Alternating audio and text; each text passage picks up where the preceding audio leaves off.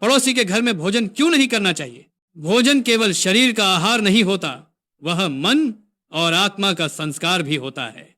जिस थाली में तू खाता है उसी में उस घर के संस्कार, विचार और कर्म का अंश भी तेरे भीतर प्रवेश करता है। इसलिए कहा गया है, जैसा अन्न वैसा मन। यदि पड़ोसी का घर शुद्ध विचारों वाला नहीं, उसके कर्म कलुषित हों, तो उसका अन्न तेरे विचारों को भी दूषित कर देगा। तू चाहे कितना भी बलशाली क्यों ना हो, भोजन से भीतर जाने वाली ऊर्जाओं को नहीं रोक सकेगा। रामायण के प्रसंग को याद कर, जब सीता वनवास में थी, उन्होंने रावण के स्वर्ण थाल से भोजन स्वीकार नहीं किया। क्यों? क्योंकि वह अन्न पवित्र नहीं था, वह छल और अधर्म से उत्पन्न था। भले ही वह रत्नों से सजा हो, पर उसमें धर्म की गंध नहीं थी। यही कारण है कि देवी सीता ने भूख सह ली, पर अधर्मी के घर का अन्न नहीं लिया।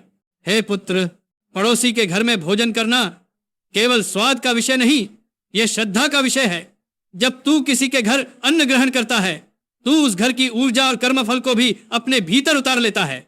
यदि वह घर लोभ, ईर्ष्या या पाप से भरा है, तो उसका एक अंश तुझ में भी प्रवेश करता है। यही कारण है कि हमारे धर्म में कहा गया है, अपने घर का अन्न, अपनी रसोई का अन्न। भोजन का आदान प्रदान तभी शुभ होता है जब हृदय पवित्र हो, जब दो घरों के बीच सद्भाव हो, सच्चाई हो, तब अन्न बांटना पुण्य है।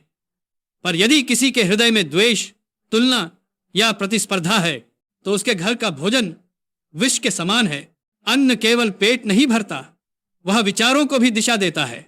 यही कारण है कि शिव ने कहा, जहां मन अपवित्र हो वहां भोजन भी पाप हो जाता है। जो अपने भोजन को दूसरों की दृष्टि में रखता है, वह धीरे धीरे अपनी आत्मशक्ति खो देता है। याद रख, दूसरों के घर का अन्न तुझे पल भर का सुख दे सकता है, पर अपने घर का अन्न तुझे आजीवन शक्ति देता है। हे पुत्र, यह उपदेश केवल भोजन का नहीं, आत्म संयम का है। पड़ोसी के घर का अन्न छोड़ना अपने भीतर की मर्यादा को बचाना है। जो अपने घर के अन्न से संतुष्ट रहता है, वही अपने कर्म से समृद्ध होता है। जो दूसरों की थाली की ओर देखता है, वह धीरे धीरे अपने भाग्य को नष्ट करता है। हमेशा याद रख, अन्न केवल अनाज नहीं, यह संस्कार है। जिस घर में अन्न पकता है, वहां की नीयत का असर उस अन्न में घुल जाता है।